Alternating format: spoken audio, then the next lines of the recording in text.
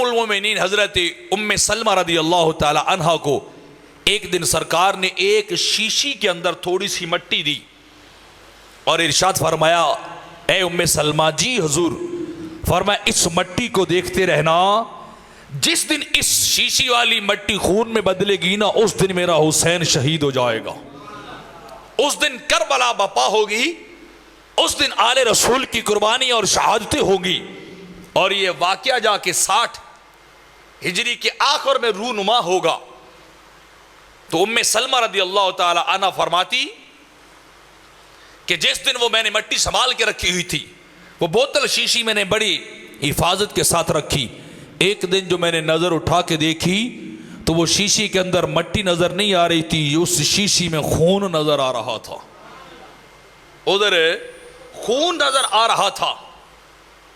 تو ام سلمہ رضی اللہ تعالی عنہ فرماتی مجھے تھوڑی دیر کے لیے نیند آ گئی،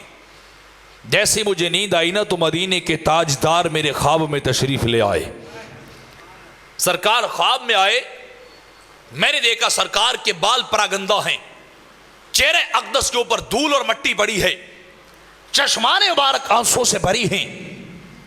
سرکار کی کیفیت بدلی ہوئی ہے۔ تو میں نے عرض کی حضور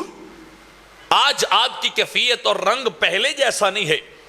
حالت آپ کی پہلے جیسی نہیں ہے، حضور چشمان مبارک سے آنسو جاری ہیں، چہرے پہ گرد ہے،